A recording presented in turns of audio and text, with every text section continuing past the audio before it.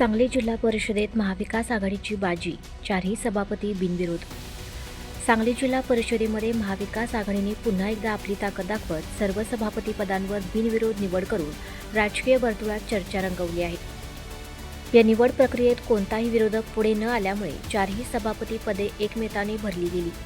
महिला व बालकल्याण समितीच्या सभापतीपदी स्नेहल मोरे यांची बिनविरोध निवड करण्यात आली. त्याचबरोबर सावित्री तमणगोंडा रवी आणि पृथ्वीराज पाटील यांनाही विविध समित्यांच्या सभापतीपदी संधी देण्यात आली असल्याची माहिती समोर आली आहे. याशिवाय दादासाहेब कळेकर यांची समाज कल्याण समितीच्या सभापतीपदी निवड करण्यात आली आहे. या सर्व निवडी बिनविरोध झाल्याने महाविकास आघाडीची संघटनात्मक ताकद आणि समन्वय स्पष्ट झाला आहे.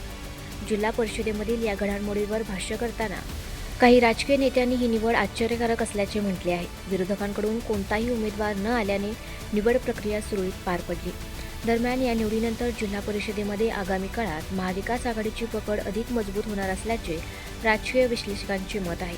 स्थानिक राजकारणात या निर्णयामुळे नव्या समीकरणांना सुरुवात होण्याची शक्यता वर्तवली जात आहे.